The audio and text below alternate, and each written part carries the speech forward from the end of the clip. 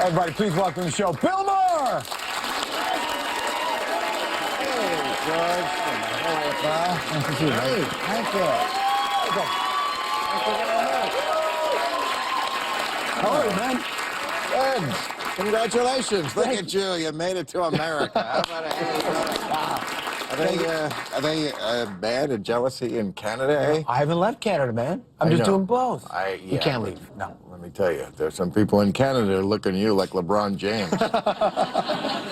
Let them feel that way. That's okay, too. But our gain. I was thinking about you in terms of the run that you've been on with Real Time, that when Politically Incorrect ended, could you ever imagine that this is the place you would be right now? That you would have found this network and found this interesting moment? Well, actually, we taped right in the studio we're in now. Which is so weird. Yeah, and I've been on the same lot. We taped Politically Incorrect here. We taped Real Time here. I was on this lot when I was with Comedy Central. I was with ABC, and now with HBO. And I have the same office and the same phone number, because I'm a gangster. So does it feel different at all for you? Well, it means a different show. You know, I mean, Politically Incorrect was fun for what it was, but it was a design train wreck. How do you mean? Well, first of all, it was on 5 nights a week, 4 guests. That's 20 people who were talking about politics. Well, there aren't 20 people in America who know about politics, let alone that I could get on my show. The show we do now is once a week. Yeah. It's truly for smart people, not just the ones who like, I could fake it if I watch Politically Incorrect. This is a real A-list kind of panel that's really smart, and you know, there's many fewer celebrities. We used to have a lot of celebrities. All you had to do to get on Politically Incorrect was be breathing and have some sort of fame. But back then, when Politically Real Time, Incorrect you have started, to really be smart. Back when Politically Incorrect started, there were a lot fewer celebrities out there. Like the advent of reality television. There was? Yeah, for sure. The way reality television's changed now, everybody's famous for 8 seconds. Yeah, I guess if you count those people as famous. I read the tabloids.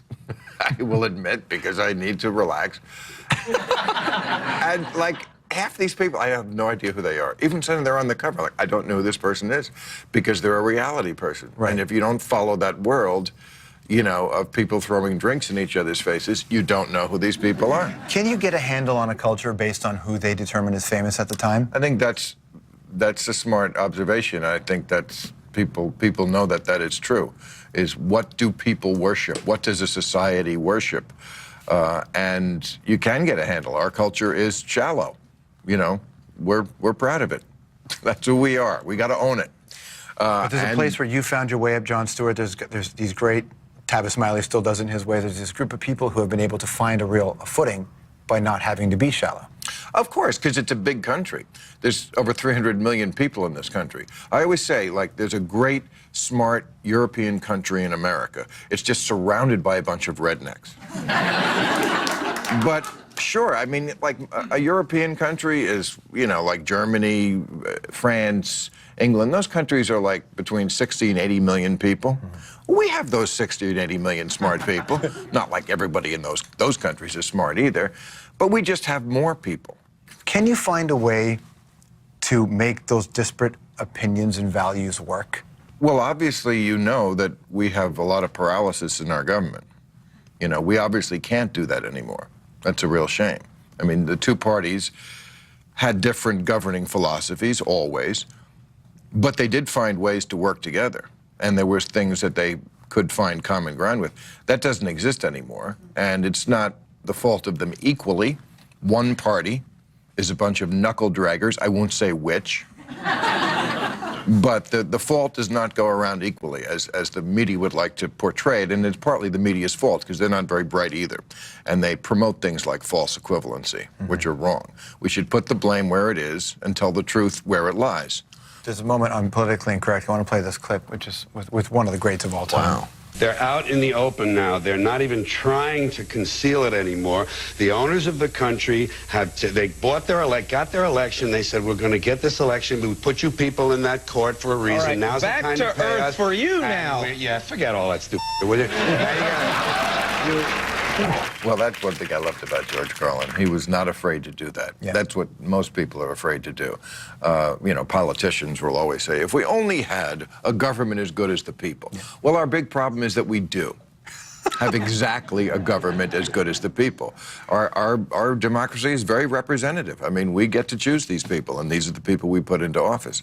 So it does come back to the people. They're very easily fooled, and they're horribly misinformed about everything. And the people who watch Fox News live in a bubble I can't even describe to you. The facts never get in.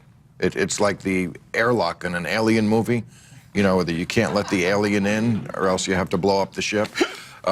That's really the situation we have in this country. Is you have a hard time passing legislation that means something if people don't understand what's in it. They still don't understand what's in Obamacare. They still don't know what that is, and we passed that 3 years ago. So there's this intellectual impasse that's going on. Is there a way around it? Well, not a quick fix. I mean, I think it would start with education, but we don't really concentrate on that in this country. We don't have a sense in this country that we're all in it together. It's an every man for himself philosophy that governs this country much more than most other Western democracies.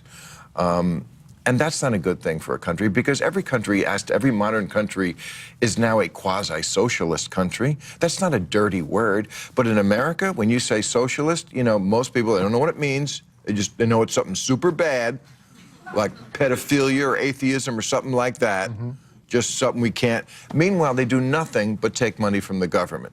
They're such hypocrites. They hate socialism, but they live on Social Security, Medicare, Medicaid, farm subsidies, unemployment benefits, all this money, but they hate socialism. Is this a natural place for a country to be at this age? You know, it's not the youngest. You're saying we're a teenager. Yeah. And we're about as bright as one. I'm just saying that it may be as a reactionary as one. Canada's about to enter that space as well. That Right. we don't have the same history. That certainly is part of it. I mean, civilizations literally do grow up. Yeah. I mean, Europe is the old civilization, and in some ways, they're jaded, and that's not great. And they're worn out in some ways and effete, and there is energy here that maybe you don't have in the old world. But they also do have that sort of wisdom and that savvy, and they understand that they don't get excited about, oh my God, we're becoming a socialist country. So what? If it works, that's all that matters. Let's just do what works. How much of this guy, the version of you that has strong, not just a strong belief system, but the ability to stand behind what you say and you go out and say it, is it from your father? Father and mother, I would say. I mean, they were both political. My father certainly did it for a living, which was different. You know, I mean, he was a newsman in the days of radio news, when there was radio news at the top of the hour on every radio station. And it's something we talked about in the home, which I think was different than most kids. I mean, I think most American families, if they have dinner together at all, if the family's together at all, you know, they're probably watching TV at dinner or talking about reality TV or whatever. I don't think of the stuff that your parents would have talked about, the stuff you would have seen in your life, growing up where you did. Yeah, I do remember the riots in Chicago when the Democratic Convention was there in 1968. I was a big moment. 12 years old. Yeah. I remember the summer of love, and then the 68 was like the summer of hate. It was just the opposite. It all turned. Right. You know, the people who were on drugs were now sketchy characters who were in the gutter, and they were ODing, and the police were beating people up, and the country was at each other's throats. It was a fun time. Assassinations. Right. That certainly would leave a mark in a way, or at least put a filter to which you might see government or institutions. Doctor, I know our time is up. But I hope we can get into this next week, because I think we're getting to a breakthrough. That's what I'm going for. No, but is it true? I mean, I'd heard stories, we sort of alluded to it, that your father had left the church at one point because he disagreed with the political. Is that true? The best day of my life was when I found out we don't have to go to church anymore. Yes. I was 13 years old. I put this in I interviewed my mother for my religious documentary, Religulous, and you know, I wanted to ask her on camera, because I'd never really understood this. Why did we stop going to church? And why did you, Mom, never go to... Why? I knew at this point in my life, I knew that she was Jewish, but I never knew when I was a kid. You know, we were Catholics. My father, my sister, and I were Catholics. We went to church every Sunday. I had to go to catechism, do all that bullshit. My mother stayed home, and I never asked why. You know, it was like, what, she had to babysit the dog? I was just so petrified about church that I wasn't thinking about anything else. And I said, you know, why didn't you tell me when I was younger? And she was like, well, I didn't think it was my place.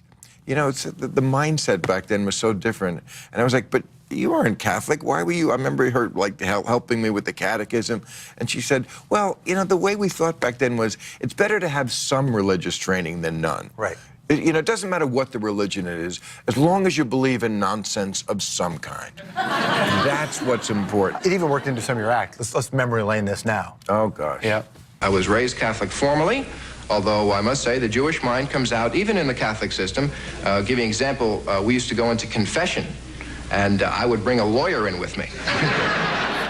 That's my first time on TV. Yeah. That's Johnny Carson, 1982. Yeah. What was going through your mind just before? That my pants were too tight. Were you nervous at all in that moment? Of course, we're all nervous because we know that that's like the baccalaureate. If you don't pass that test, you do not go on. Right. You know? And if you do well, you might have a career in show business, and you are legitimized. If you don't do well, there's really nothing for you because every other show you would do would be to build up to that show, to The Tonight Show. So there was a lot riding on it. But it is a piece of cake gig. I mean, compared to, you've been working in clubs, you know, where the audience can be very difficult and drunk and whatever, heckling. And now you're on with Johnny Carson, who set you up. You know, we found a fabulous young comedian, and you're gonna love him, and it's a very hard commodity, and you know all that bull he would say every time. It's a hard commodity to find. There was a new one every week. You couldn't swing a dead cat without hitting a comic in those days.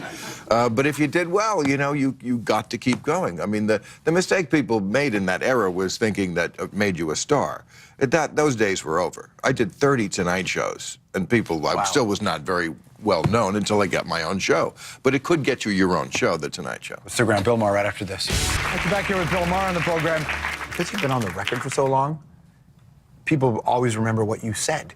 Do you think people will let you have opinion changes and let you evolve? I'm certainly free to evolve, yes. I'm not a politician. When you're a politician, you can't evolve. You have to have the exact same opinion at 60 you had at 18, or else you're a flip-flopper. Right, and that's exactly... Which is crazy. That's the problem with the system. But that's what being a human being is all about. I learned something, and yes, now I've switched my opinion because I know I have more information. What's the biggest shift you've had?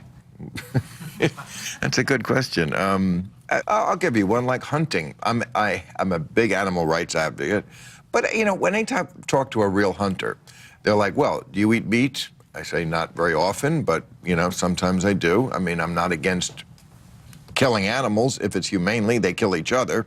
You know, we are at the top of the food chain. I get that.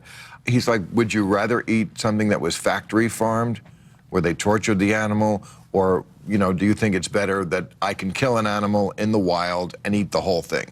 And I would have to concede that that is a preferable method of eating an animal than keeping it in a pen in its own feces its whole life. You're aligned with PETA. Would you consider that? I mean, you've done some work on behalf of PETA supporter, right? Very much I'm aligned. And PETA is one of those groups that, an example of when you're a loud group and when you have a strong position. They are. I mean, they're on the edge, and I'm glad they're there. I don't always agree with everything they say or do, but I'm glad that, first of all, animal rights wasn't even on the agenda before they existed. So they kind of had to elbow their way into the room because, you know, there is no constituency except the constituency of the heart for animals. You know, there's no money in it. You know, they can't vote. Right. You know, I mean, I kind of relate it. I understand people who feel that way about children and feel that way about abortion. I mean, I'm pro-choice, but I always say you do not have to be religious to be against abortion. Like, if you say, okay, I'm against gay marriage and I think gays are wicked, that's coming from the Bible. That's nonsense. But you can be an atheist and understand that, you know, a child inside the womb, it's not a child yet, but it's becoming one. I kind of get that advocacy for something that's innocent. I don't feel it there, I feel it for animals. That's where I feel that compassion. Towards animals. And so when you were a kid, did you have them? Was that your deal? You know, I mean, I collected butterflies when I was a real little kid. Maybe it's all guilt from that. That's what I'm wondering. Were you pinning needles too? Jesus, you are a psychiatrist, aren't you? Yes, there was a killing jar. It's true. I was like the Adolf Eichmann of my block. I mean, I would catch them with the damn net. I mean, I was like 4 or 5 years old. Right. I mean, you know, I didn't know what I was doing really, except catching something. You were following orders, And then Maher. I was following orders, except just following orders. And then you'd pinch the thorax, which was, you know, I guess that would stun them or kill them or whatever. And then you'd put them in this jar of whatever it was, formaldehyde, or it's good to have a 5-year-old with a jar full of deadly gas, by the way, you know. But, and then my father would mount them on, you know, we hung them on the wall. But maybe I do feel guilty because, you know, we don't see that many butterflies anymore.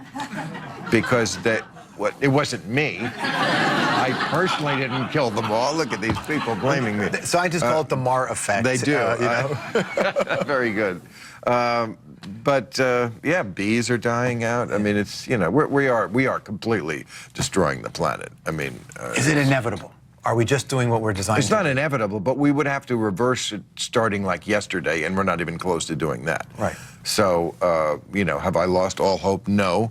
But, you know, I always say it's the younger people who have to be passionate about this more than I am. I'm 57. I've had my fun with the world. When you're 25, you're the one who's going to be on the cleanup committee. You're the one who's going to be wearing a hazmat suit to go down to get the mail. Get the mail. Look at me, right? Look at me getting the mail. It'll just be sent to you. Getting my mail. I'm still getting mail.